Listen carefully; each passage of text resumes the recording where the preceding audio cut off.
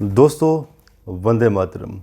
आज 14 सितंबर दिन के अराउंड 2:30 बजे इंडियन समय के अनुसार देवगुरु बृहस्पति मकर राशि में ट्रांजिट करेंगे। ऑलरेडी वक्री चल रहे हैं काफ़ी समय से, और इनके साथ शनि देव जी भी साथ में होंगे। तो देवगुरु बृहस्पति एवं न्याय के देवता शनि देव जी का साथ में होना, वो भी 20 नवंबर तक, ये इंडिकेट करता है कि कुछ ऐसी घटनाएं होंगी, कुछ इस तरह के ट्रांसफॉर्मेशन होंगे जो इतिहास रचेंगे, और बहुत बड़ा इतिहास, एक ऐसा इतिहास जिसे कि आम लोग भी आने वाले समय में याद रखेंगे। दोस्तों, ये जो समय है इसमें मकर राशि में दो बड़े प्लैनेट का ट्रांजिट होना, और साथ में कर्क राशि पे सप्तम दृष्टि, तो यहाँ पर कर्क राशि के ऊपर डबल ट्रांजिट हो रही है।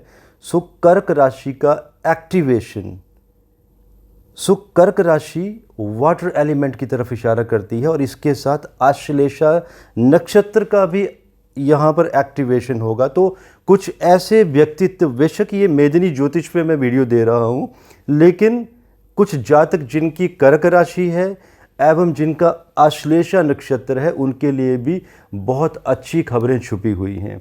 अब देखिए, अगर हम वाटर एलिमेंट के बारे में बात करें तो कर्क राशि का एक्टिवेशन, कर्क राशि नॉर्थ की राशि भी है, तो नॉर्दर्न जितना भी एरिया है पूरे विश्व में, उसका एक्टिवेशन। 4th हाउस जनता का भी है काल पुरुष कुंडली में, तो जनता की सुख सुविधाएं, और चौथे घर से एवं कर्क राशि से, एवं कर्क राशि नॉर्थ की है, नॉर्थ जो है वो पानी को भी डिनोट करता है।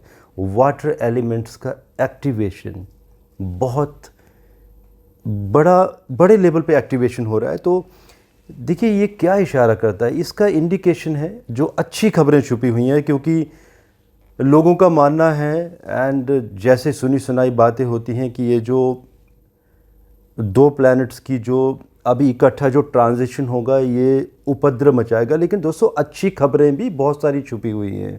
तो आज पहले हम गुड न्यूज़ की तरफ जाएंगे। देखिए, विश्व में जितने भी लोग क्रिएटिविटी से जुड़े हैं, the people who are very very creative, उनकी क्रिएटिविटी इस समय में बहुत ज़्यादा बढ़ जाएगी।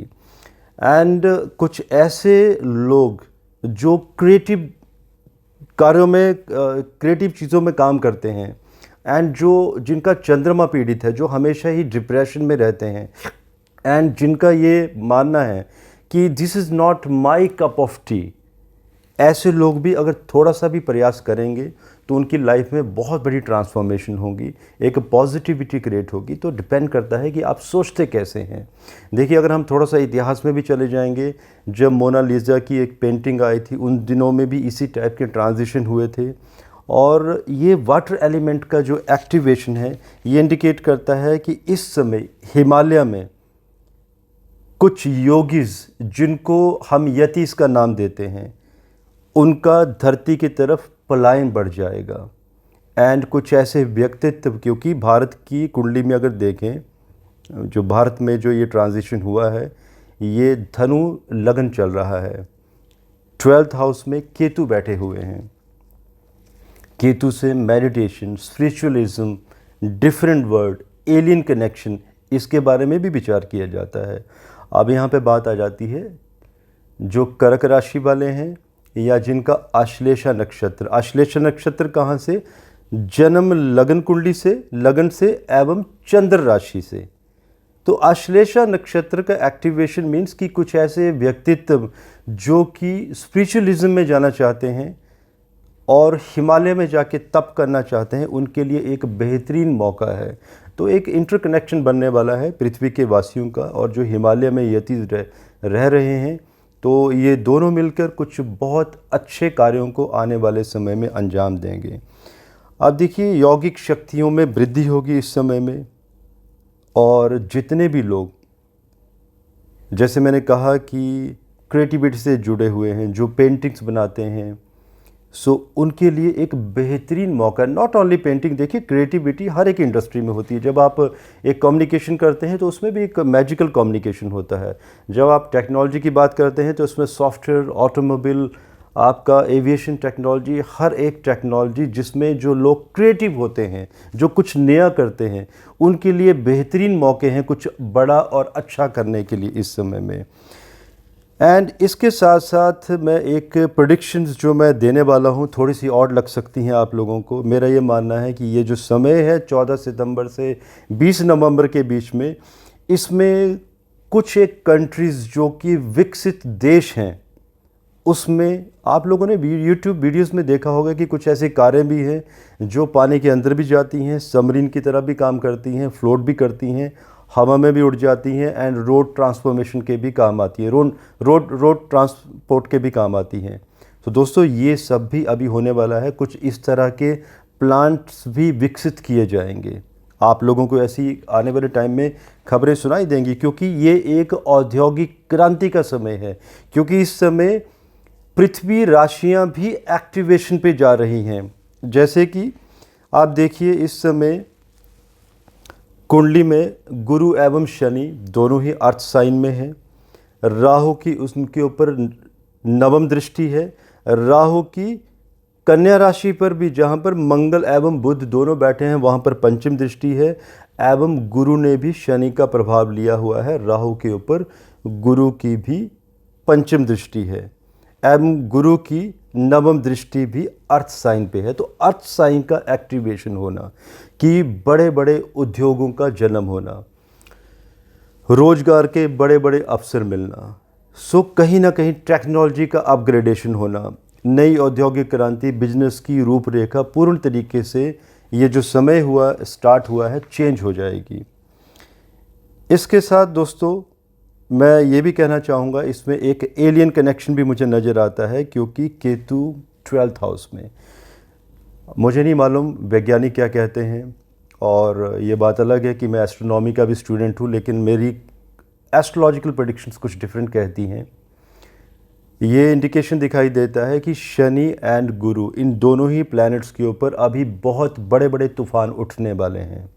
और ये इंडिकेट करते हैं कि अराउंड 12 सितंबर से पृथ्वी में यक्ष एंड गंधर्वों की एंट्री हो चुकी है, और बहुत ही स्ट्रॉन्ग बड़े पैमाने पे धीरे धीरे होती चली जाएगी, और ये 20 नवंबर तक बहुत ज़्यादा एक्टिव हो जाएंगे। यक्ष गंधर्वों से मेरा अभिप्राय है जिनको आप एलियंस कहते हैं, एलियन करेक्शन। और ये ज़्यादा आप लोगों को न्यूज़ सुनाई देगी जर्मनी से, विश्व के बहुत सारे हिस्सों में, बर्फीले एरिया में, हिमालय में, अलास्का में, या जहाँ पे बहुत सारी बर्फ़ पड़ती है। और दोस्तों एक भारत का भी एक हिस्सा है जो मैंने लैटीट्यूड से जिसको कैलकुलेट किया है, वो आता है ग्रेटर नोएडा। तो यहाँ पर कुछ एलियंस की एक्टिविटी देखी जाएगी, आप लोग खुद देखेंगे आने वाले समय में। और कुछ लोगों को शायद ये नहीं मालूम होगा कि ग्रेटर नोएडा जो उत्तर प्रदेश का हिस्सा है भारत में, ये श्री रावणा जी की जन्मभूमि भी है। तो आप इंटरकनेक्ट कर सकते हैं कि आने वाले समय में क्या होने वाला है। अब देखिए अर्थ साइन की अगर मैं बात करता हूं तो इसमें ऑटोमोबाइल सेक्टर बहुत ज़्यादा बढ़ेंगे, एंड वेपन्स की मैन्युफैक्चरिंग और बड़े बड़े प्लांट्स हर एक कंट्री में बहुत बड़े पैमाने पर मैन्युफैक्चरिंग होगी हथियारों की, और हथियारों का बहुत बड़ा बोलबाला भी होगा इस समय में, एंड जिसमें कि वाटर वेपन्स के ऊपर बहुत ज़्यादा काम किया जाएगा। अगेन कर्क राशि का एक्टिवेशन, तो वाटर वेपन्स के ऊपर काम, जिसमें कि आपका सबमरीन, वारशिप, या नॉर्मल जो लोगों के लिए जो शिप बनाए जाते हैं, ट्रैवलिंग शिप, या जो भार ढोने के लिए जो शिप बनाए जाते हैं, इस इंडस्ट्री के ऊपर बहुत बड़ा काम होगा। इसके साथ थोड़ी सी बैड न्यूज़ भी छुपी हुई है कि वाटर एलिमेंट का एक्टिवेट होना। अगर जो लोग मेरे साथ जुड़े हुए हैं उन्होंने, अगर आप नोट करें तो मैंने एक अप्रैल में वीडियो दिया था, और उस समय भी वाटर एलिमेंट एक्टिवेट हुए थे। तो मैंने कहा था कि बहुत ज़्यादा बारिशें होंगी। कई लोगों ने मेरे उस वीडियो का उपहास भी उड़ाया था कि बारिशें कैसे होंगी, क्योंकि वो जो समय था वो तो ग्रीष्मकाल शुरू हो रहा था, गर्मियों का ऋतु थी। और आप लोगों ने देखा हुआ उस टाइम की न्यूज़ में कि बारिशों का इस तरह का मंजर था कि बहुत कुछ तबाह हो गया था। तो ये भी यहाँ पे इंडिकेशन दिखाई देता है कि पृथ्वी जलमग्न हो जाएगी, और विश्व के बहुत सारे हिस्से और विश्व का नॉर्थ का हिस्सा जलमग्न होने के पूर्ण योग हैं, जिसमें कि आबादी का भी करेक्शन दिखाई देता है। सो दोस्तों, ये कुछ बैड न्यूज़ भी दिखाई देती हैं इसमें।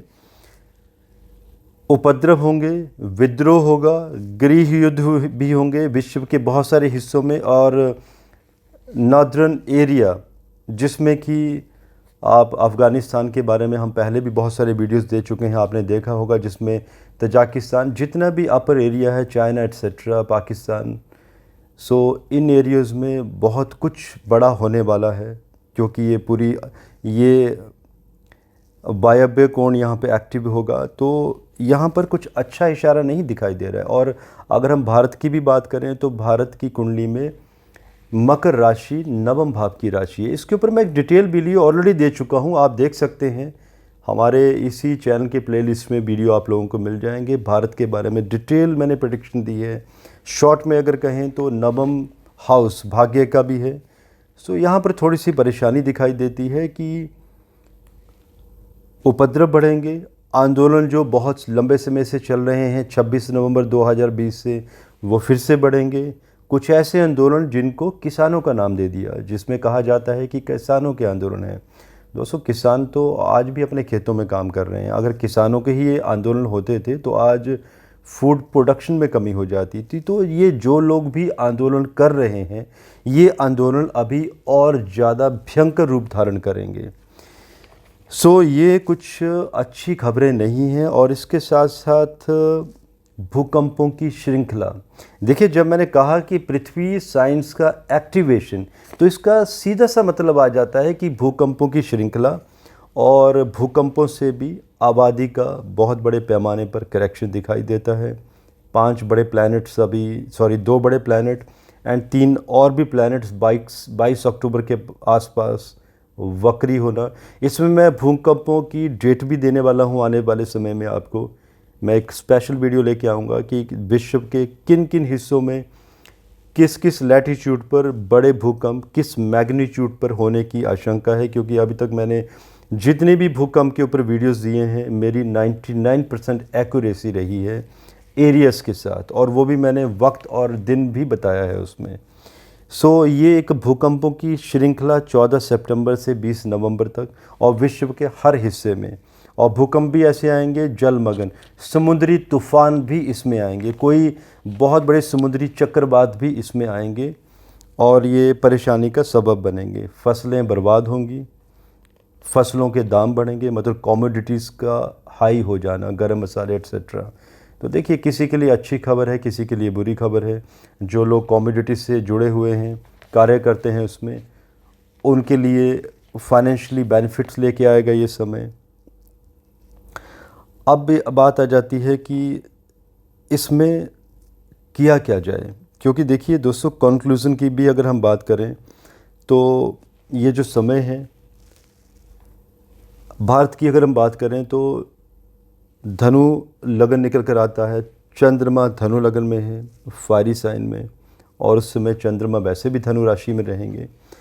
तो इमोशंस का एग्रेसिव होना, मतलब कि जो लोग इमोशनल बहुत ज़्यादा हैं, या मान लीजिए उनको किसी की बात अच्छी नहीं लगती है, तो अचानक ही उन लोगों का एग्रेशन बढ़ेगा और रोड रेज की घटनाएं ज़्यादा बढ़ेंगी, एक्सीडेंट होंगे, अचानक ही लोग एग्रेशन में आएंगे, या इतने भावुक हो जाएंगे कि छोटी छोटी बात पर लड़ाई झगड़े, लिटिगेशन, लीगल हर्डल्स, ये घटनाएं, पुलिस केसेस एट्सेट्रा, ये ज़्यादा बढ़ते चले जाएंगे।